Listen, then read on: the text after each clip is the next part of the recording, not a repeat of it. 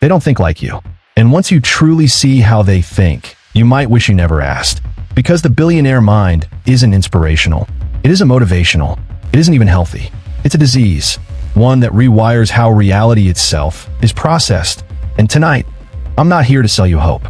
I'm here to expose the operating system. Let's start with the first uncomfortable truth. Billionaires don't chase money. They chase control. Money is just the residue. To the average person, money means safety, comfort, freedom. To a billionaire, money is a lever, a way to bend environments, people, markets, and time itself. They don't ask, how do I earn more? They ask what system decides who earns it all. That question alone separates you from them. Here's where the disease begins. Most humans are trained to think in effort. Work harder, try longer, grind more. Billionaires think in asymmetry. They hunt situations where a single decision produces outsized consequences, where one move multiplies while others are still adding. That's why their actions look lazy until they look unstoppable. They're not obsessed with doing more. They're obsessed with positioning better. And this rewires how they see time. Time, to them, is not something to spend. It's something to compress. They don't ask, how long will this take? They ask, how can I collapse years into weeks? This is why they hate linear paths. Linear effort feels insulting to them. They prefer leverage, people leverage, capital leverage, technology leverage, narrative leverage, anything that allows their thoughts to scale without their presence. And once you start thinking this way, normal life feels inefficient, painfully inefficient. Now, let's talk about empathy, because this is where the disease becomes visible. Billionaires are not emotionless. They're selectively empathetic. They understand emotions deeply, but they don't let emotions interfere with outcomes. They can fire 10,000 people and sleep fine, not because they're cruel, but because they're loyal to systems, not individuals.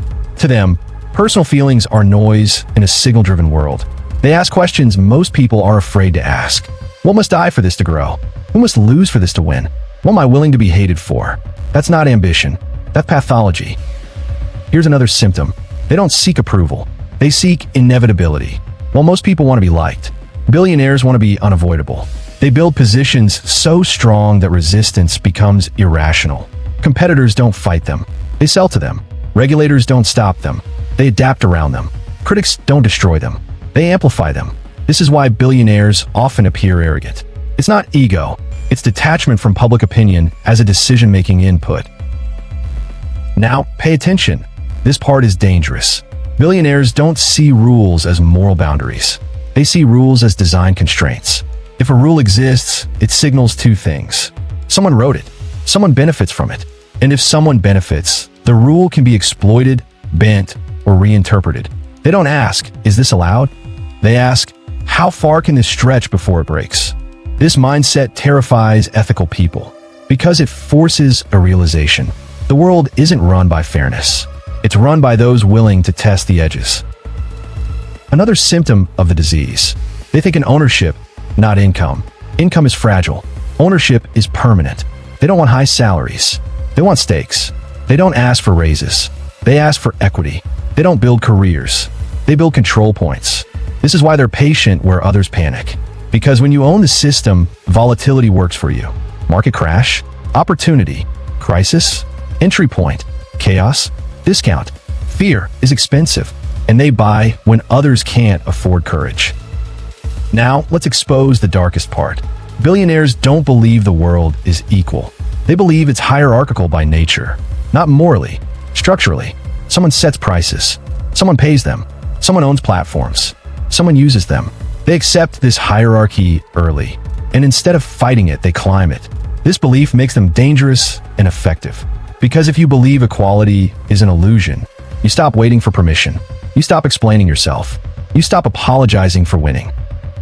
And here's the final mutation of the disease. They don't think in goals. They think in identities. A goal can fail. An identity adapts. They don't say, I want to build $1 billion company. They say, I am someone who builds things that dominate markets. Once that identity locks in, behavior follows automatically. Sleep patterns change. Relationships shift.